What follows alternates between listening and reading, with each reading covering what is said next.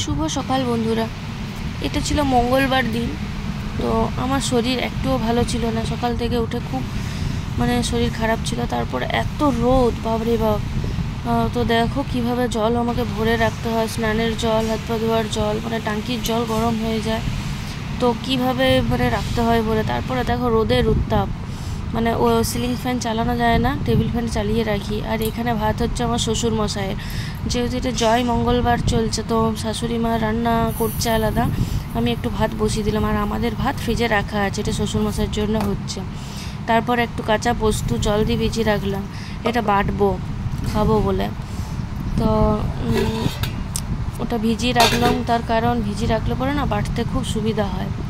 তারপর এই যে আমি স্নান করে নিলাম, শরীরটা আমার এত খারাপ লাগছে। কতবার যে আমি চান করেছি আজকে, চান বলবো না, ওটা আমি বাথরুমে ঢুকছি আর গায়ে জল ঢালছে। এই যে দেখো আমি স্নান করার পর একটু সিঁদুর নিয়ে নিলাম।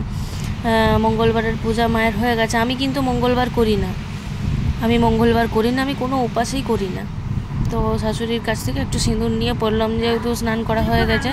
তারপরে শাশুড়ি মা বলছে একটু পনিরটা কেটে দাও, মাটার পনির করবে, তো একটু পনিরটা কেটে দাও। আর দুজনকে নিমন্ত্রণ করেছিল আর কি খাবার জন্য, তো সেই জন্যে এত পনির।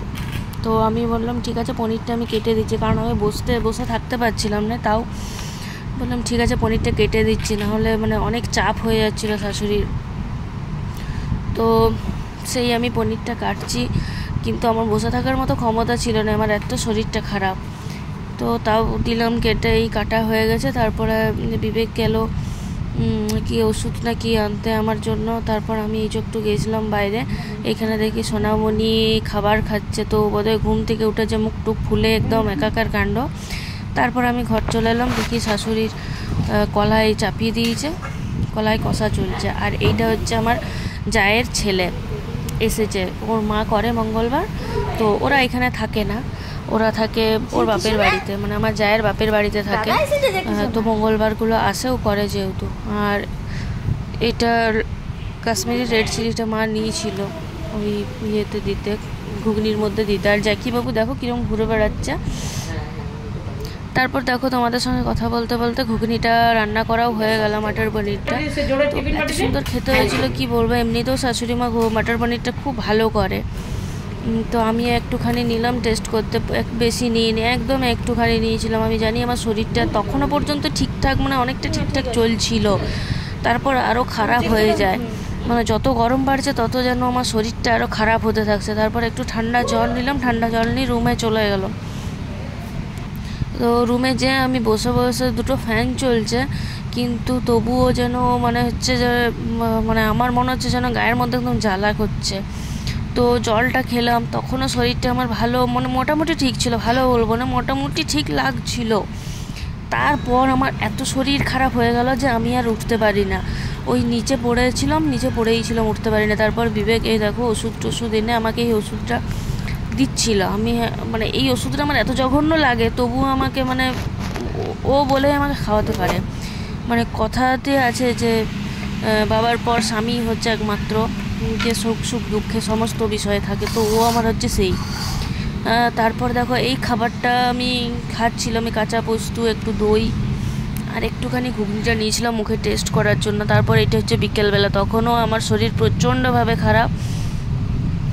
তো ওইখানেও দিচ্ছিল হচ্ছে ওআরএসের জল, আমি এই ওআরএসটাই খাই, আর অন্য কিছু দিলে আমি খেতে পারি না। তো ওই আমাকে গুলে আজকে ওষুধ, ওআরএস, সমস্ত কিছু, ও আমার যেভাবে কেয়ার করে, আমার বাবা ঠিক করতো এরকম। তো বাবার পরে ওই আমার এত কেয়ার করে শরীর খারাপের সময়। দেখো এটা গুলে দিয়েছে, তারপর আমাকে বলছে যে এটা খেয়ে নাও। আর আমি বলি তাহলে এটা খেয়ে, তো খাচ্ছে, দেখছি একটু কম দেওয়া হয়েছে, এইটুকুনি দিয়েছ।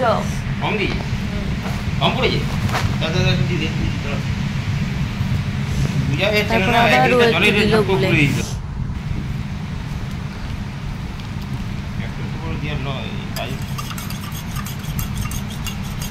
আমরা মেয়েরা আর কি চাই বলো, এইটুকুই তো চাই যে তাদের স্বামীরা যেন একটু খালি কেয়ার করে। তো আমার সেই রকম, আমি ভুল মানুষ চয়েস করিনি, ব্যাস এইটুকুই আমার বলার। তো সেই আমি ওটা খেলাম। তারপর আমি শুয়ে পড়েছিলাম, আমি আর উঠতে পারিনি। আর রাত্রের দিকে একটু মন হচ্ছিলো, মানে আমাকে বলছিল বিবেক একটু জলমুড়ি খাওয়া, বলে আমি জলমুড়ি কিছুই খাবো না। বলছে কী খাবে বলো, যেটা বলবে সেটাই এনে দেবো। তা আমি বললাম একটুখানি জিরা ভাজা এনে দাও আর একটু গরম গরম রসগোল্লা এনে দাও।